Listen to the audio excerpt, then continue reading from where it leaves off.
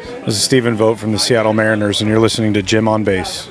Welcome back to another episode of the Jim on Base Show. We're here in San Francisco with Stephen Vogt, and it's good to see you. Thanks for coming on. Yeah, thanks for having me. Appreciate it.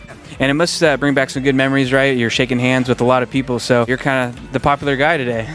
It's always fun to come back to places you've been and places you've played, and San Francisco has always been very special to me. The Bay Area, obviously Oakland across the way. Spent a lot of time here, so always fun to come back. And it's funny to look over at Levi Landing and everything. I know you hit a splash hit, so do you ever think of that when you're kind of glancing over there, or did you get the ball back? No, I didn't get the ball back. There was nobody out in the cove at that time, but no, I obviously always think about it, and I grew up a big Giants fan, and so I always dreamed of hitting one, and then got the opportunity to be a Giant and hit one. It was really special. So. And who were your favorite players, Giants-wise? Were you like a Will Clark guy? Or? Oh, yeah, Will Clark. I named my son Clark, actually, and Barry Bonds obviously was one of my favorite players, but I was big into like the other guys. Marvin Bernard's one of my favorite players, Royce Clayton, Kurt Manwaring, Robbie Thompson, all those guys that grew up pretending to be all of them in my front yard.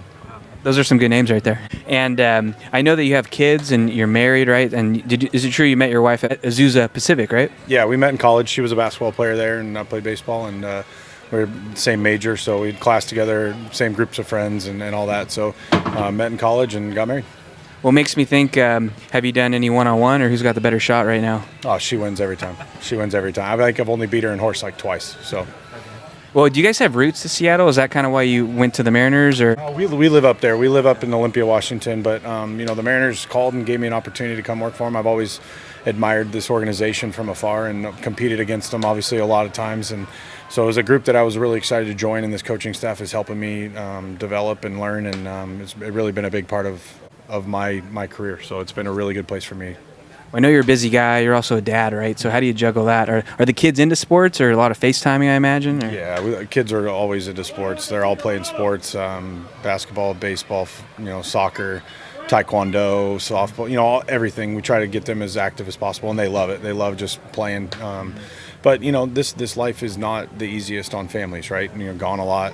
But the biggest thing for me is whenever I am home, I'm home, and I try to be as fully present as possible, and obviously a ton of FaceTime and checking in with them constantly throughout the day. You are, like we said, a busy guy. So what do you like to do when you are home and maybe you don't have the dad hat on, you're not at the ballpark? Honestly, part of me, I just love being in my house, right? We only live there half the year because we're traveling all the time. But I really enjoy playing golf. I enjoy fishing.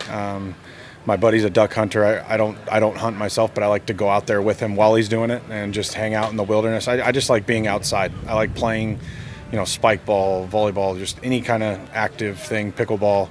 I just enjoy being outside and active. Well, Washington's the perfect place then. Yeah, lots of hiking too. It's fun. Well, Stephen, it's good to see you. Thanks for giving us some time, and we'll be rooting you on as a coach now. Appreciate that. Thanks.